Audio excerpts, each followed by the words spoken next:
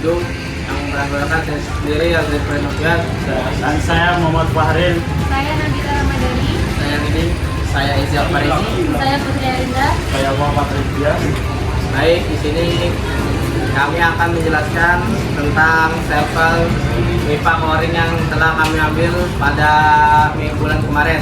Baik, langsung saja ke penjelasan video.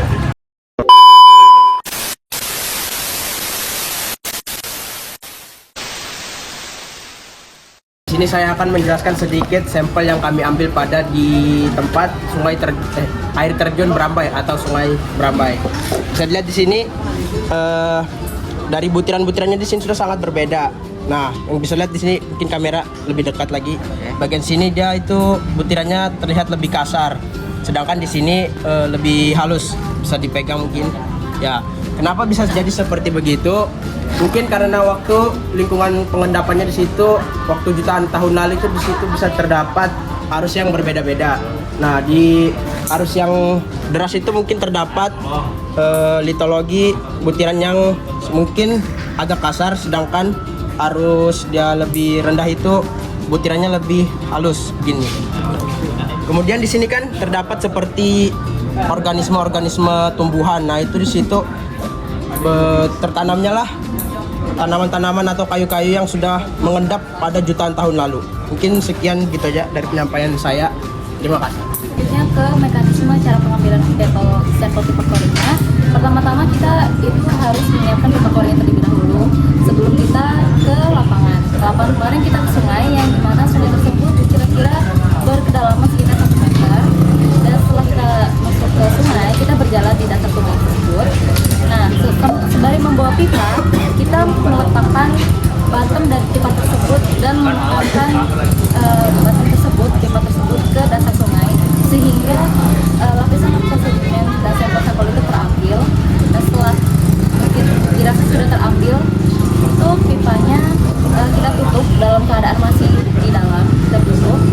Dan setelah itu kita angkat pelan-pelan.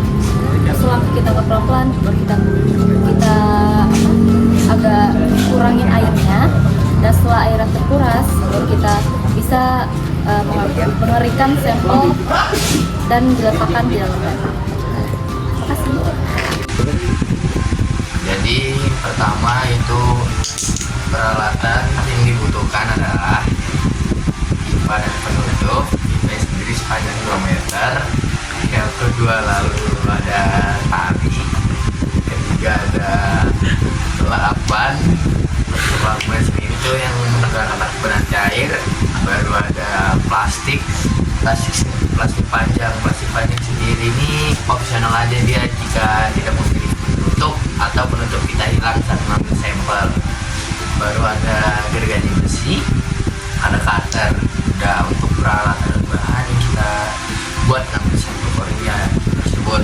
Lanjut ke mengambil titik koordinat. Jika kita sudah sampai, lalu kita cari tempat yang mau kita ambil sampelnya, kita pertama-tama kita melakukan adalah mencari titik koordinat menggunakan GPS.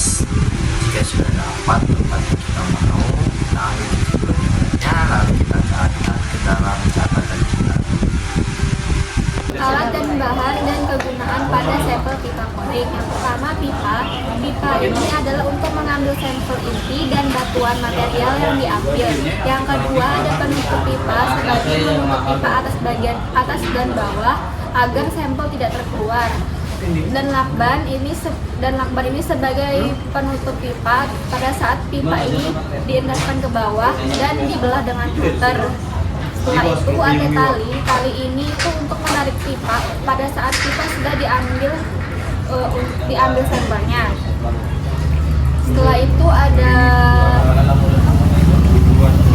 plastik panjang untuk menaruh sampel pipa coring. Dan yang terakhir ada gergaji besi untuk memotong pipa tersebut pada saat sebelum mengambil sampel. Sekian, terima kasih. Oke, jadi teman-teman, untuk pipa yang kami gunakan untuk pengambilan pipa coring yaitu pipa dengan panjang 2 meter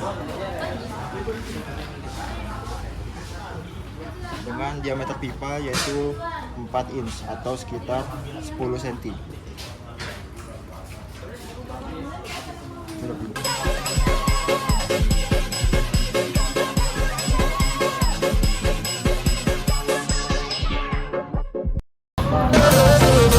Oke, di sini teman-teman saya akan menjelaskan interpretasi yang saya dapatkan sama teman-teman saya di Sungai Perambai kemarin.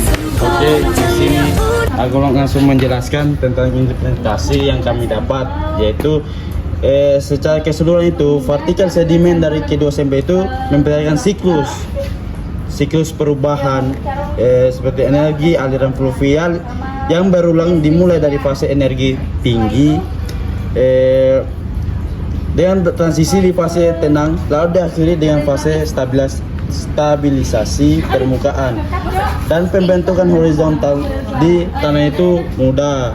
Terus pembagian sampel itu merupakan bagian dari sistem fluvial proksimal dekat air terjun. Dan seperti yang ada di sini